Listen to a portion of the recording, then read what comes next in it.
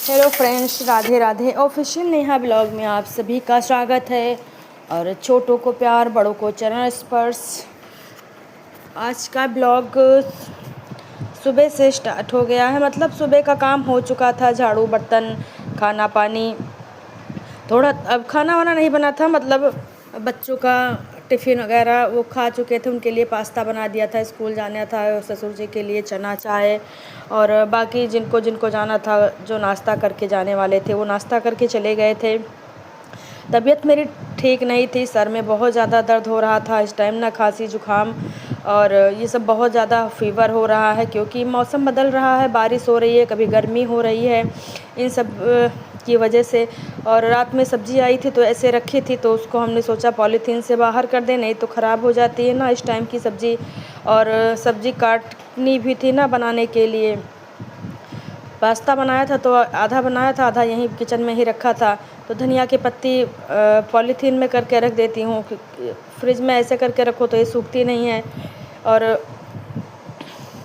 अभी हमने नहाया भी नहीं था, क्योंकि जब बच्चों को सुबह भेजो, झाड़ू लगाओ, ये सब काम करो ना, तो बहुत थकान सी हो जाती है। इन लोगों के जानने के बाद मैं मतलब नहाती हूँ, फिर पूजा पाठ करती हूँ। और हमने दाल चढ़ा दिया था, आलू सब्जी सब कुछ अलग अलग टोकरी में रख दिया था। जो बैगन प्याज टमाटर ये सब था उसको काट तो धुल के रख दिया था। और बैगन ले गई थी काटने के लिए, बैगन आलू की सब्ज़ी बनाने के लिए सोचा था।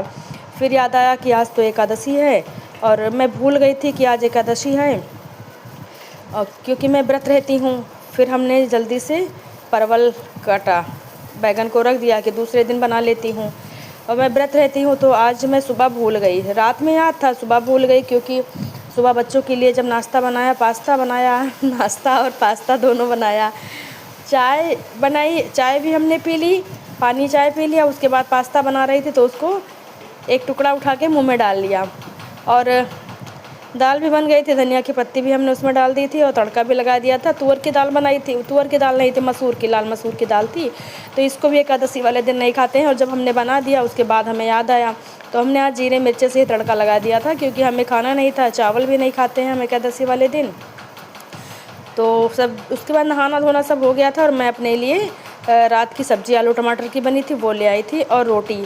मैं ये नहाने के बाद ये 2 रोटी इतना खा लेती हूँ, फिर आराम से 2 ढाई 3 बजे खाना खाती हूँ। और बाल बहुत ज़्यादा पक गए थे, इधर आना जाना भी था, बेटे का बर्थडे भी नज़दीक आ रहा है, तो बाल बहुत ज़्यादा आगे के पके हुए थे। और बाल पक जाते हैं ना तो खुजली बहुत ज़्यादा होती है। तो सासू माँ भी यही थी, तो हमने कहा कि मेहंदी मंगा लेते हैं, और ये लगा देंगी ना, ये बहुत अच्छे से मेहंदी लगाती हैं। एक एक बाल पूरा उठा उठा के मतलब अच्छे से लगा देती हैं, कहीं कुछ छूटता नहीं है। और अपने हाथ से लगाओ तो बस आगे ही आगे लगता है, पीछे का ऐसे पड़ा रह जाता है। तो बाल पक जाते हैं तो बहुत ज़्यादा खुजली होने लगती है, लगता है कि बहुत ज़्यादा जुए हो गए हैं, इतनी भयंकर खुजली होती है।